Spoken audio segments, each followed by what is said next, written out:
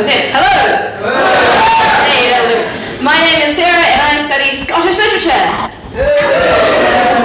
It's the sort of lukewarm response I usually get.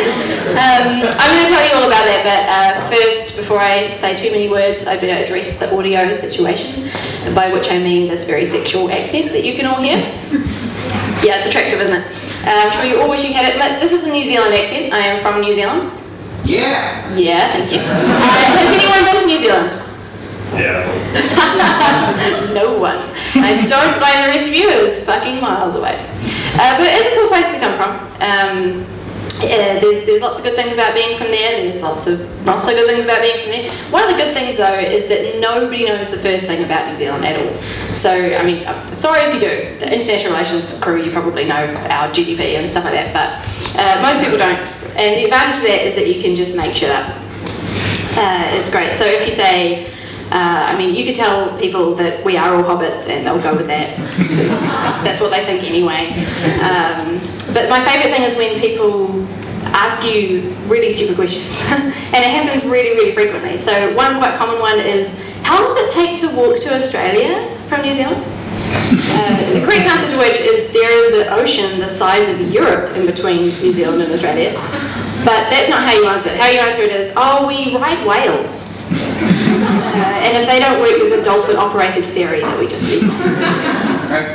Or here's another good one that I get like way too often, which is, oh, your English is very good. To which the correct response is not, yes, that's because England invaded us. But sorry, the English people in the audience. But instead you say, yes, well, our first language is Klingon. So I have struggled to learn English, but here in Glasgow I feel I have some good mentors. But anyway, that's where I'm from.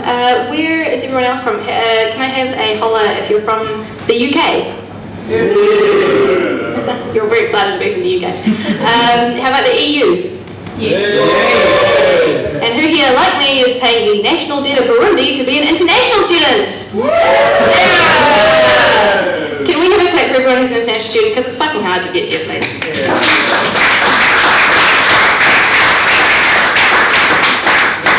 It's warm fuzzies. But welcome to Glasgow. Glasgow's a fantastic place to be. But they will, wherever you're from, they will mock your accent, which is completely hypocritical. Because people take it, that's one of the bad things about being from New Zealand. People find it quite hard to take me seriously with my accent. And in Glasgow, I find that quite absurd. There used to be a poster up in the subways, I'm not sure if it's there anymore, but it says, go somewhere your accent is an aphrodisiac. I was a New Zealander on a subway full of Glaswegians.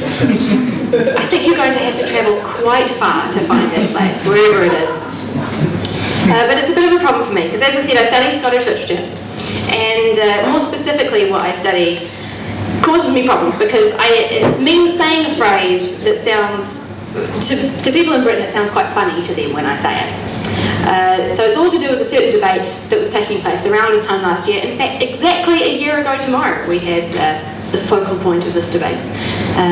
So you might not have been in Scotland, you might have missed it, but basically what I'm studying entails saying the sentence, and British people just can't take me seriously. So, alright, you ready? I study Scottish literature and the independence referendum in September.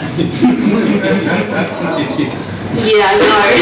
Someone gave me a really sad basic. So I mean, September, seriously, that's really annoying. Why could it not have been in May or something that didn't make me sound like an idiot?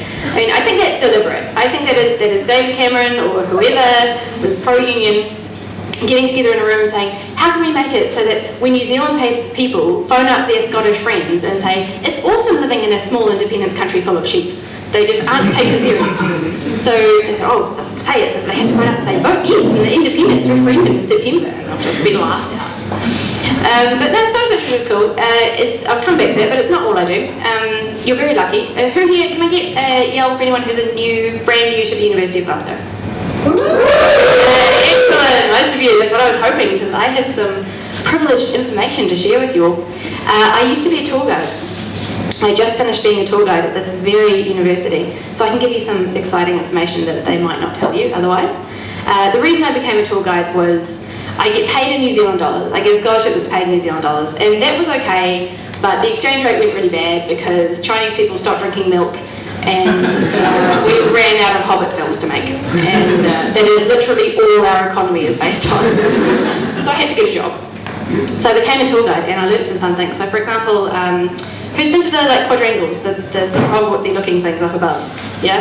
I'm hoping most of you have. They're a pretty significant part of the university. You'll notice that there's 2 of them, and they're divided by the cloisters. Now there's an arts quadrangle and a sciences quadrangle. That was the original. When this building was the whole university, that's what happened. So arts and sciences, because otherwise I think they thought we'd do a whole like Gangs of New York thing and just fight. And we continue this tradition to this day. So who's doing sciences? Sciences are still a bastion of manliness, I see. And who's doing, what's it called, social sciences? Yeah, first thing they were.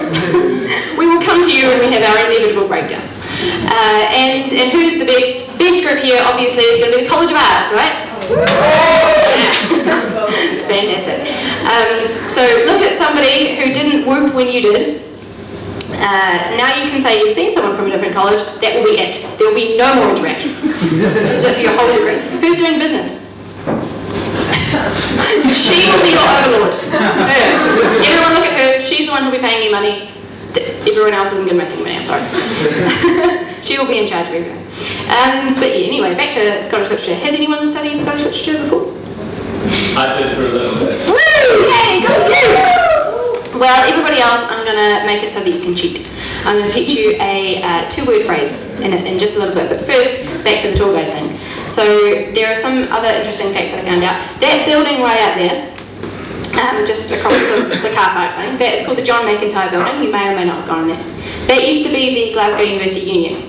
And there's a really intriguing sort of wooden structure on top of it. And basically that building was the union building before we let women in. And the whole back half of that building was the debating chamber. And can anyone imagine what a group of young men getting together debating topical things might produce in the days before links? A lot of sweat and a lot of smell. And that particular event is unique in the world that is specifically put there to extract the horrible smell of young men debating. It's true, I guarantee you should tell all your friends about this. But anyway, Scottish literature. So as I say, so the independence referendum in my accent. And this is really exciting. Like, it's been a really burgeoning field. And I was really excited. I'm sure most of you, when you found out you were going to have the opportunity to come and study here, you were really excited and wanted to tell all your friends and family, hey, I got to Glasgow, yeah. I'm going to go and study what I'm passionate about. And that's what I did as well. So back home, I thought, wow, that's great. I'm going to tell everybody. I'm going to Glasgow to study Scottish literature. So I did. And what I was expecting was a sort of, wow, that's amazing, what an opportunity. I mean, it's such a burgeoning field right now. I mean, how will you choose what to study? There's so much going on. But to use a phrase of my people, nah. So what happened was I had about 900 conversations that went like this. I'm going to Scotland to study Scottish literature. Oh, yeah? Robbie Burns? No, I'm not studying. And I thought that's fair enough because, you know, my hometown was founded by Robbie Burns' nephew, so that's fine. I'll get to Scotland and it'll be like the mothership calling me home and everyone will be into it. So I get to Scotland, I've been travelling for 50 hours non-stop. I get in a taxi and it's my first Glaswegian encounter. And I've got that face that a lot of you have, which is the face you have when you start a postgraduate degree. That's my friend Alina, look at her. So you're giggling there? It's because she's lost her mind. Anyway, so I had that face. I was like, oh, I'm studying Scottish literature. Ooh. It's alright. I thought it was Alina, which was going to be awesome. And he said, I kid you not, oh, hey, bloody bells. No! I thought I'm going to hit him in the gonads with the copy of the 20th century anthology of Scottish literature just to prove how massive it is. Anyway, so for all of you who haven't studied Scottish literature, I'm going to teach you a key 2-word phrase. And if you use this phrase, it will make you sound as though you've studied Scottish literature. So like English literature girl, are you you focused on any particular country, or are you just all over? No, I'm not so, yeah. So. Excellent. Specialise in Scottish literature. This will work for you. Use these two phrases in your next essay. 2 words rather. So the first word is Caledonian. Easy. Pertaining to Scotland. That's an easy one. Second word, anti-syzygy. Slightly more complicated. So this was invented by this guy called G. Gregory Smith, just after the First World War. And he was an academic, so he wanted to sound as wanky as humanly possible. And he came up with this phrase, Caledonian anti-syzygy. Can you try and say it? You ready? Caledonian anti-syzygy. Caledonian anti-syzygy. That's the most terrifying sound I'm making. Awesome. That's good. So he came up with this phrase. Basically what it refers to is this idea that there's something about the Scottish psyche which means it has this doubleness, like a Jekyll and Hyde thing. And so in the literature, like Jekyll and Hyde, for example, you have a doubleness. So you've got, for example, Highland and Lowland, or Catholic and Protestant, or people from Edinburgh and people who smile. Is anyone from Edinburgh? Sorry. I shouldn't be mean to people from Edinburgh, because I think Edinburgh's a fantastic place actually, and it's a really good example. That Glasgow versus Edinburgh is a really good example of this anti-syzygy. Because Glasgow people and Edinburgh people are both different types of very friendly people, but in a very different way. You've probably figured this out if you started travelling in Glasgow already, that it's a special type of friendliness. So you go up to somebody in Edinburgh, and they're a lot like New Zealanders, you know, like they're nice and they're friendly, but in quite a sort of reserved way. So you go up to someone in Edinburgh and you say, excuse me, where's the nearest Starbucks? And they'll say, oh, it's nice to talk to you, it's just down the road there, and then turn left. You say thank you, and you go and get your Starbucks, and that is the end of that, and you never have to see them again. Glasgow's slightly different. You go to someone in Glasgow and say, excuse me, could you tell me where the nearest Starbucks is? And they'll say, oh, what's your favourite type of coffee? And cappuccino. It's like, oh, I know a place that does the best cappuccino in Scotland.